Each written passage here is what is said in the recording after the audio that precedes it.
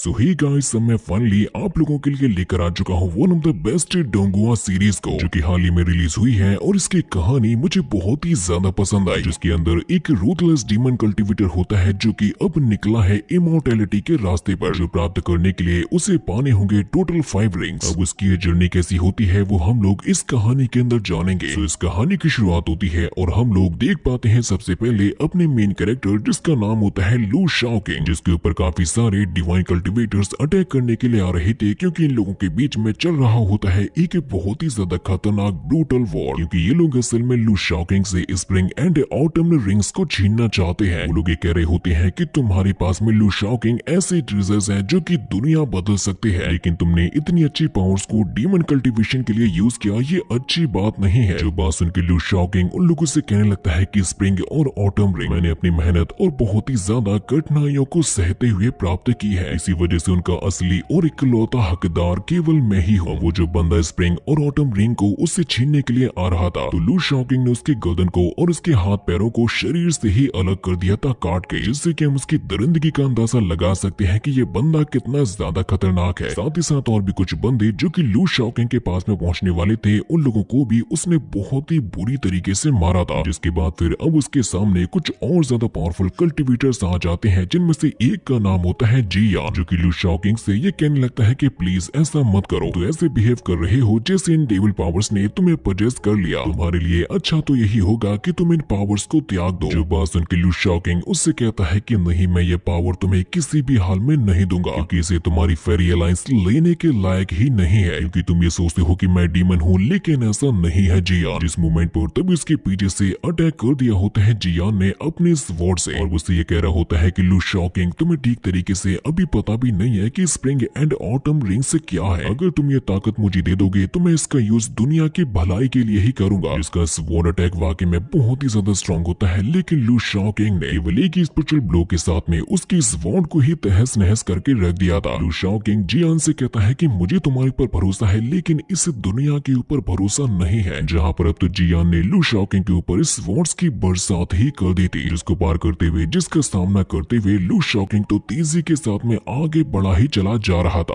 उससे ये भी कह रहा होता है कि अगर मैं तुम्हारे हवाले ये स्प्रिंग और ऑटम रिंग्स को कर भी दूंगा, वो लोग मुझे तब भी जान से मार देंगे, फिर आके मेरा ऐसा करने का मतलब ही क्या होगा। जिस मोमेंट पर अब इन दोनों की पावर्स एक दूसरे के साथ में ही टकरा जाती है। नजारा देखने में भी बहुत ही ज्यादा औसम लग रहा था, जैसे कि दो गॉड्स के बीच में फाइट चल रही हो। स्वॉर्ड्स तो ऐसे शैटर हो रही थी जैसे कि वो तो मिट्टी की बनी हुई हो। जियान शाओकिंग से कहने लगता है कि बकवास बंद करो, तुम ये बात जानती हो कि मैं इस दुनिया में नंबर 1 हूँ, जो कि असल में लीडर होता है लिंग श्याओ स्कूल का। जियान बताता है कि मैं अपने एकेडमी के अंदर पहले से ही इस बात की अनाउंसमेंट कर चुका था कि वो पावर्स मेरे पास में है जिन्हें मुझसे कोई भी छीन नहीं सकता। जो बात सुन के शाओकिंग उससे कहता है कि अच्छा, अगर ऐसी बात है तो तुमने स्प्रिंग और ऑटम रिंग को खुद से ही क्यों नहीं लिया था। देखो जियान, सच्चाई तो ये है कि ये दुनिया अच्छे और बुरे लोगों से भरी पड़ी है। अब तुम मुझे ये बताओ जरा, क्या तुम मेरे साथ में एक सौदा करना चाहते हो। जो बात जियान को समझ में नहीं आती, और वो अटैक के साथ में शाओकिंग को पीछे धकेल देता है, क्योंकि ऑब्वियसली ये जो जियान है वो शाओकिंग से ज्यादा पावरफुल ही था। इसी वजह से अब उससे वो पावर्स को छीनने के लिए आगे बढ़ने लगता है। लेकिन तभी फिर शाओकिंग कहता है कि अब क्योंकि तुम मेरे साथ में नहीं खेलना चाहते हो, लेकिन मैं तुम्हें खिलाऊंगा। जिसने अब तुरंत ही अपनी ऑटम रिंग्स को अपनी उंगलियों में अपीयर करना शुरू भी कर दिया था। नजारा देख के जियान को यकीन नहीं होता कि इस बंदे के पास में 2 रिंग्स है, लेकिन ये तो शुरुआत होती है, क्योंकि शाओकिंग के पास में 3 नहीं, 4 नहीं, बल्कि total 5 spring and autumn rings होती है। जो नजारा देख के तो जियान भी शॉक हो चुका था, और शाओकिंग उससे ये कहने लगता है, देखो जियान, मैंने अपनी जिंदगी में उतने उतार चढ़ाव तो नहीं देखे हैं जितने तुम अपनी जिंदगी में एक्सपीरियंस कर चुके हो, जिसकी वजह से तुम्हें ऐसा लगता है कि मैं इन रिंग्स के काबिल नहीं हूँ। इसीलिए चलो अब इस कहानी को शुरुआत से शुरू करते हैं, वो भी 1000 साल पहले से। जिन रिंग्स की पावर को यूज करने की वजह से यहाँ की चीजें ऐसे इसमें बदलने लगती है। शाओकिंग कहता है कि हम दोनों शुरुआत से मेहनत करेंगे और देखेंगे कि आखिर रिजल्ट क्या निकलेगा। जियान उससे कह रहा होता है कि लू शाओकिंग, आखिर तुम ये क्या करने वाले हो। वो कहता है कि एक रिंग को छोड़कर ये चारों ही रिंग्स दुनिया के अलग अलग कोने में चली जाएंगे, जो कि फिर बढ़ते समय के साथ में बनेंगे great spring and autumn ring. जिन 5 रिंग्स की पावर को यूज करने की वजह से अब यहाँ पर बहुत ही ज्यादा हलचल भी होने लगती है, क्योंकि ये जो कहानी होती है वो अब से जाने वाली है टोटल 1000 साल पीछे, जिसकी वजह से यहाँ पर ये जितनी भी चीजें हुई होती है वो सभी की सभी रिवर्स भी हो जाती है। समय समय में पीछे जाते ही हमें एक पेड़ के नीचे दिखाया जाता है लू शॉकिंग को, जिसके पास में होती है केवल एक रिंग। और वो इस वाली लाइफ में बन चुका होता है जियान का ही जूनियर ब्रदर। लेकिन सबसे बड़ी बात तो ये होती है कि जियान और शॉकिंग दोनों के दोनों एक ही बॉडी के अंदर होते हैं, जो चीज बढ़ती कहानी के साथ में मैं अच्छे तरीके से समझा भी दूंगा। तो शॉकिंग हमें ये बता रहा होता है कि अभी तो इमॉर्टैलिटी का रास्ता बहुत ही लंबा है, और ये बात तो उसे भी पता नहीं होती कि बाकी की ये जो 4 रिंग्स हैं उसे कहां पर मिलेंगी। जिसके फिर तुरंत ही बाद वहां पर उड़ता हुआ एक छोटा सा पंछी आ जाता है और वो चिल्लाने लगता है शॉकिंग के कानों पर, जो कि उससे कहता है कि 10 साल हो चुके हैं और टियानियो सेक्ट के अंदर अब दोबारा से अप्रेंटिस को एक्सेप्ट किया जाएगा। इसी वजह से शॉकिंग के मास्टर ने उसको अपने पास में बुलाया होता है, जहाँ से उठते हुए शॉकिंग कह रहा था कि पता नहीं क्यों ऐसा लग रहा है जैसे कि मास्टर तो मुझे 10 साल ही नहीं झेल पाए और वो अपने डिसाइपल को ही बदलना चाहते हैं। चलो चलकर अब देखता हूँ कि असल में ये मसला क्या है। जो कि अभी यहाँ से जा रहा होता है अपने मास्टर शाओ फैंग के पास में, जो कि अपने मेंशन के अंदर एक पॉट के अंदर फ्लावर्स को लगा रहे होते हैं। और उनके पास में कुछ और मास्टर्स होते हैं जो कि उनसे ये कह रहे होते हैं कि मास्टर आपने कुछ नियमों को बनाया था जिनके बिना पर आपने केवल जियान को ही एक्सेप्ट किया था, लेकिन ये बात तो आप भी जानते हो कि आज से 10 साल पहले शाओ किंग के आने की वजह से वो नियम टूट चुके थे कि फिर जियान केवल एक नहीं बल्कि 2 शख्सियत में बदल चुका था। ये बात असल में कह रहा होता है लिंग शियाओ सेक्ट का एल्डर, जो कि कहता है कि मास्टर जब आपके 2 स्टूडेंट हो सकते हैं फिर आकर 3 क्यों नहीं हो सकते। मास्टर शाओ फैंग आप इस बात को कैसे भूल सकते हो कि हमारा लिंग शियाओ सेक्ट टोटल 5 पीक्स का हेड है, इसी वजह से आपको मेरी बात माननी होगी, आपको हमारे डिसाइपल को एक्सेप्ट करना होगा किसी भी हाल में। लेकिन तभी वहाँ पर दरवाजे को खोलते हुए पहुंच जाता है शाओ किंग, जो कि कहने लगता है कि सुनिए एल्डर आप मेरे मास्टर को कुछ ज्यादा ही परेशान कर चुके हो। असल बात तो यह है कि आपका कोई भी डिसाइपल मेरे मास्टर की केवल एक मूव के सामने भी टिक नहीं पाएगा। जिससे कि एल्डर कहता है कि मास्टर शाओ फैंग मेरा पर्पस केवल इतना सही है आपके द्वारा डिसाइपल को एक्सेप्ट करने का कि हमारे लिंग शियाओ सेक्ट की जो शाइनिंग है वो और भी ज्यादा बढ़ जाएगी। जो बात सुनकर शॉकिंग कहता है कि मैं अपना आखिरी जवाब देना चाहता हूँ आपकी इस बात पर, और वो ये है कि किसी भी मसले में मेरे मास्टर को परेशान मत करो। शॉकिंग जब इतना सब कुछ बोल रहा था तब भी उसके मास्टर एक आवाज भी नहीं निकालते, जिसकी वजह से वो एल्डर कहता है कि शॉकिंग अगर ऐसी बात है तो अब तुम तैयार हो जाओ और मैं आशा करता हूँ कि तुम अपने प्रॉमिस को नहीं तोड़ोगे। शॉकिंग कहता है कि ठीक है तुम्हें जिसको लेकर आना है लेकर आ जाओ, बस मेरे मास्टर को परेशान मत करना। और अब जैसे ही शॉकिंग यहाँ से जाने लगता है तो मास्टर शाओ फैंग उससे कहते हैं सुनो जरा मैं तुमसे कुछ बात करना चाहता हूँ। तो शॉकिंग तुरंत ही मुड़ के उनसे कहता है कि मास्टर मुझे बताइए आपको मुझसे क्या काम है। कि शॉकिंग कभी भी अपने मास्टर की बात को टालता ही नहीं है। मास्टर शाओ फैंग कहने लगते हैं कि ये बात तो तुम भी जानते हो कि तुम्हारा सीनियर जिया 10 साल से एक गहरी नींद में सोया हुआ है, जो कि अपने आप को रिकवर करने की कोशिश कर रहा है। और इन बीते हुए 10 साल में मुझे आज तक ये भी पता नहीं चला कि तुम असल में हो कौन, क्योंकि इस सेक्ट के अंदर शॉकिंग 10 साल पहले ही आया था। जो बात सुन के वो पंछी भी कहने लगता है कि बताओ बताओ कौन हो, बताओ बताओ कौन हो। तो शॉकिंग एक छोटी सी स्माइल को देता है और कहता है कि मैं तो आपका डिसाइपल हूँ। इसके बाद अब वो समय आ जाता है जब काफी सारे डिसाइपल आने वाले होते हैं शॉकिंग का मुकाबला करने के लिए। और ये कहा जाता है उन डिसाइपल से कि तुम में से किसी को भी शॉकिंग के ऊपर अपने 3 मूव्स को हिट करना होगा। जिससे कि फिर तभी एरिना के अंदर आ जाता है एक सांड जैसा दिखाई देने वाला बंदा, जो कि कहता है कि तुम केवल 3 मूव की बात कर रहे हो, मैं तो इसको 10 बार पछाड़ मारने वाला हूँ। लेकिन उस बंदे के इतना कहते ही उसके फेस के ऊपर इतना ज्यादा जोरों का हमला हो चुका था कि वो तो एरिना से लुढ़कते हुए काफी पीछे चला जाता है। और ये असल में किया होता है शॉकिंग ने। लेकिन तुरंत ही शॉकिंग का मुकाबला करने के लिए एक स्वॉर्डमैन सामने आ चुका था, जो कि अपनी स्वॉर्ड की मदद से अटैक करने के लिए जा रहा होता है शॉकिंग के ऊपर। लेकिन उसने केवल अपने खाए हुए एप्पल से हमला किया था, जो कि इतना ज्यादा स्ट्रॉन्ग होता है कि उसकी पावर क्लैशिंग की वजह से ये बंदा टिक भी नहीं पाता। वो एल्डर तो अब गुस्से के साथ में अपने डिसाइपल से कहता है कि तुम लोग आकर इंतजार किसका कर रहे हो, 2-4 लोग इकट्ठे आ जाओ और इसको सबक सिखा दो। जिससे कि बेकी बार में 4 बंदे अटैक करने के लिए आ रहे होते हैं शॉकिंग के ऊपर। लेकिन शॉकिंग ने बैठे बैठे केवल फल खाते हुए 4 बेरीज को फेंक दिया था उन 4 बंदों के ऊपर, कि उन लोगों से इतनी जोरों से हिट हुई होती है कि वो तो अब सामने खड़े भी नहीं रह पाते। वो एल्डर इस बारे में सोच रहा था कि शॉकिंग को इस सेक्ट के अंदर आए हुए केवल 10 साल ही तो हुए हैं, जिसका पावर लेवल इतना ज्यादा है कि आज तक उसे कोई हरा भी नहीं पाया। यहाँ तक कि वो तो एक विप को कंट्रोल कर रहा होता है और यहाँ पर नीचे जितने भी बंदे डलवे होते हैं वो सभी की कुटाई कर देता है, क्योंकि शॉकिंग के पास में 100 अलग अलग लोगों से लड़ने के लिए 100 अलग अलग तरीके की ट्रिक्स मौजूद है। और ये बात तो किसी ने भी एक्सपेक्ट की ही नहीं थी कि टियानो पी के अंदर इतना ज्यादा पावरफुल बंदा आ जाएगा। और फिर तभी शॉकिंग कहने लगता है कि एल्डर वो